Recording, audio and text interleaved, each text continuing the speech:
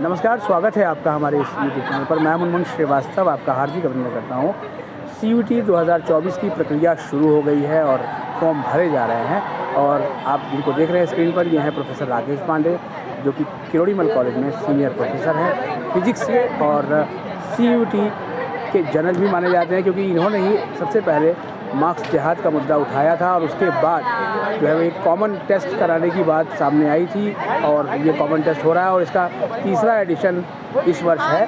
CUET से भी दिल्ली विश्वविद्यालय में एडमिशन होते हैं और क्या लगता है कि इस बार DU के एडमिशन में जो है वो कुछ नए बदलाव की ज़रूरत महसूस की जा रही है। स्वागत है प्रोफेसर पांडे हमारे चैनल। नमस्कार मुझे ऐसा है, जो 3 साल से आपने कहा ही तीसरा साल है ये, और अभी शुरू में तो चीज़ों को सेटल होने में तो फिर चेंजेस तो होंगी। जैसे जैसे हमको पिछले साल कुछ पता चला होगा कि ये सारी चेंजेस करनी चाहिए, हो सकती हैं, तो वो अब चेंजेस तो होंगे।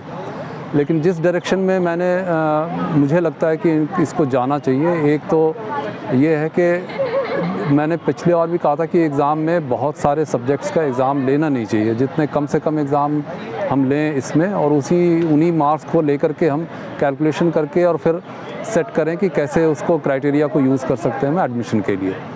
लेकिन एडमिशन का जो भी क्राइटेरिया हम यूज़ करें उसमें ट्रांसपेरेंसी की बहुत ज़रूरत है, और मुझे लगता है कि वो पिछले 2 साल में मुझे नज़र नहीं आई। तो ट्रांसपेरेंसी ये जब रहेगी पूरी तरह से, तो लोगों को ये समझ में आना चाहिए पहले से ही कि मेरा किस कॉलेज में एडमिशन हो सकता है, और जस्टिफिकेशन होना चाहिए। मुझे लगता है कि ये जस्टिफिकेशन देने की स्थिति न तो कॉलेजेस के पास देखी है मैंने, ना यूनिवर्सिटी के पास देखी है मैंने कि किसका एडमिशन क्यों कहाँ पे हो गया। ये जस्टिफिकेशन मुझे अभी तक नहीं नज़र आई है। तो ऐसा एक सिस्टम बनाना पड़ेगा, नहीं तो ये धीरे धीरे इसके पीछे लोगों का विश्वास है वो कम होता चला जाएगा, जो सबसे गलत होगा। जैसे पहले जब कट ऑफ सिस्टम से एडमिशन होता था तो सेम कट ऑफ के सभी स्टूडेंट्स को एडमिशन मिल जाता था, लेकिन यहाँ सेम स्कोर और सेम प्रेफरेंस शीट के बाद और सेम कैटेगरी होने के बाद भी उसको उस कोर्स में एडमिशन नहीं मिला। जी, उस पहले के सिस्टम में खामियां थी जिसको के इस्तेमाल करके लोगों ने उसको गलत एडमिशन के लिए कराया। लेकिन उसमें एक जो सबसे बड़ी खूबी ये थी कि वो ट्रांसपेरेंट था। जब अगर मुझे पता है कि 96% कहीं पे कट ऑफ है तो मेरा 96.1% है, तो कोई मुझे मना नहीं कर सकता एडमिशन के लिए। ये एक विश्वास सा होता था।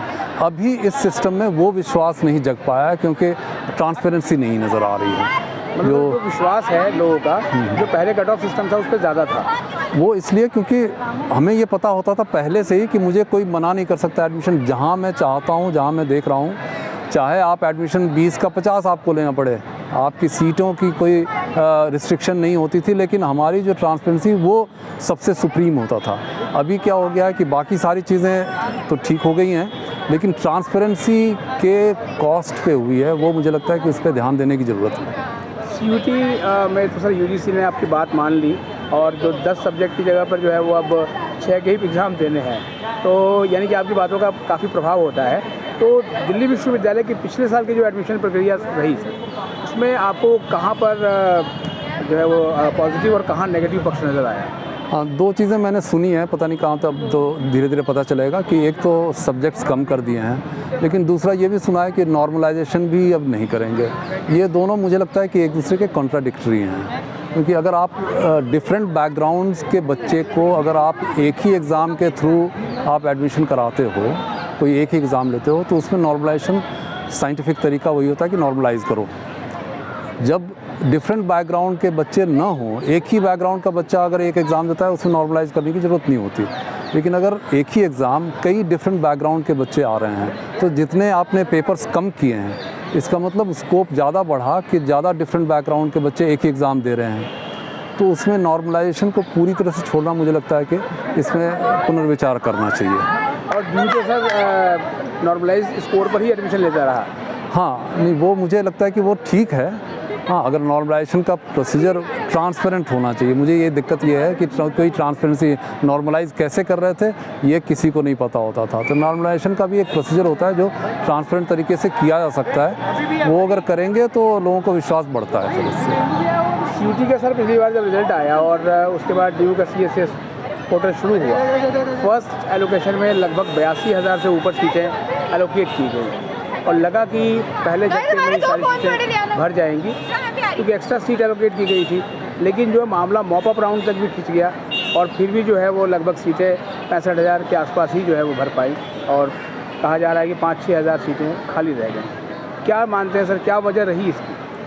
इस प्रोसेस को जितनी जल्दी कंप्लीट करेंगे उतना ही ज़्यादा एडमिशन पक्की तरह से होने की गुंजाइश रहेगी।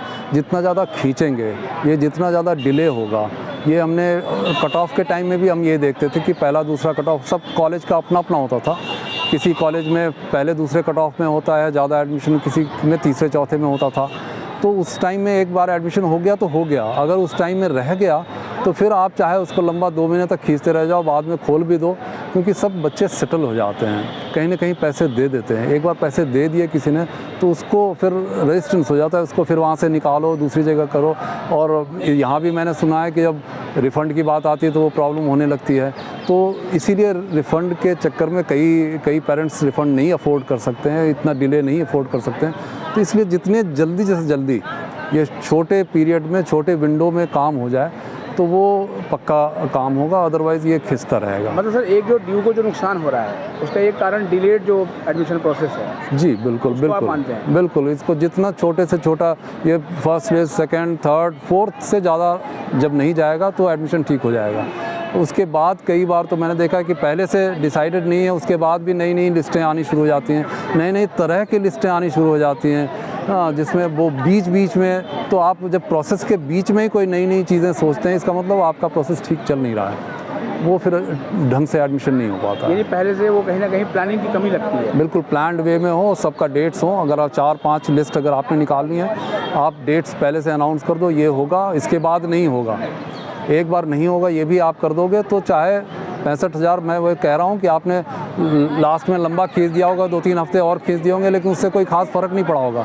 उससे एक अविश्वास बढ़ गया कि आप जो है कहते कुछ हो, बाद में करते कुछ हो, ये ज़्यादा नुकसानदेह है। आप नहीं लो एडमिशन, आप थोड़े कम एडमिशन ले लो, क्योंकि वो बाद में होंगे नहीं, पूरे होते नहीं हैं। अब सर बहुत सारे जो प्राइवेट इंस्टीट्यूट्स हैं वो भी CUT के जरिए एडमिशन ले रहे हैं, और उन लोगों ने अपना प्रोसेस भी शुरू कर दिया है। अभी से वो रजिस्ट्रेशन उन्होंने चालू कर दिया है, और जबकि अभी बोर्ड के एग्ज़ाम चल रहे हैं, CUT की परीक्षाएँ भी नहीं हुई।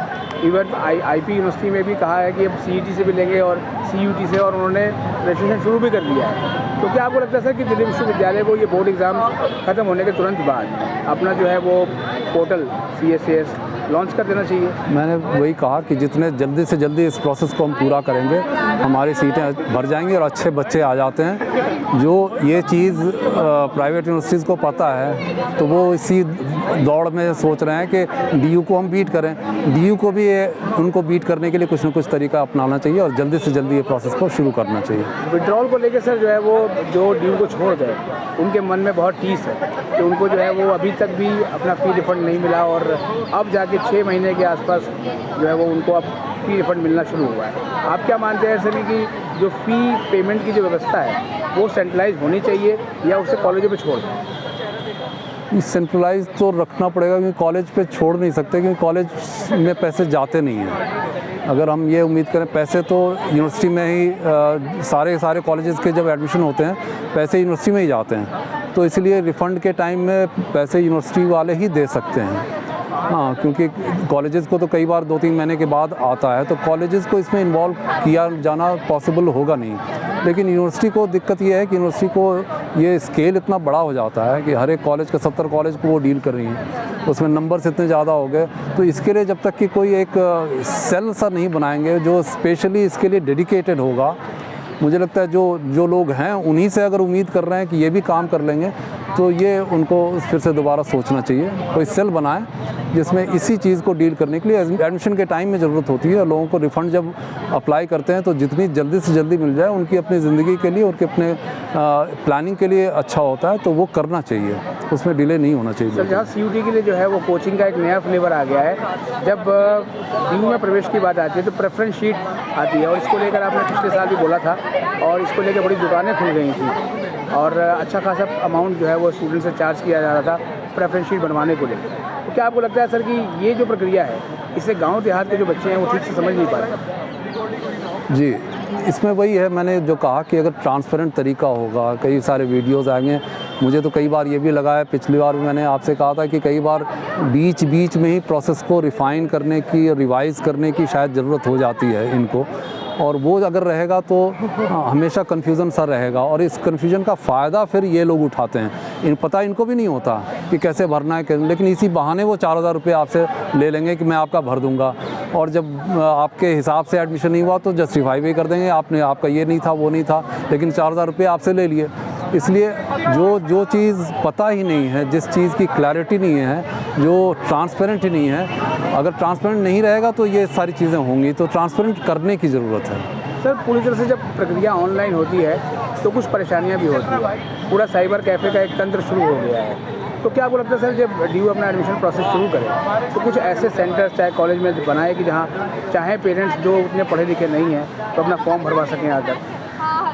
ऐसा है कि अब ये दुनिया अब जो है ऑनलाइन पे जा रही है, और दिक्कतें जिसको होती हैं वो अगले साल फिर कमर कस करके करता भी है। ऑनलाइन से एक फ़ायदा तो ये होता है कि जब चाहें हम उसको ट्रांसपेरेंट कर सकते हैं, ट्रांसपेरेंट किया जा सकता है, लोगों को हम जस्टिफाई कर सकते हैं, एक डेडलाइन पे हम कर सकते हैं। तो ऑनलाइन की तरफ चलना चाहिए।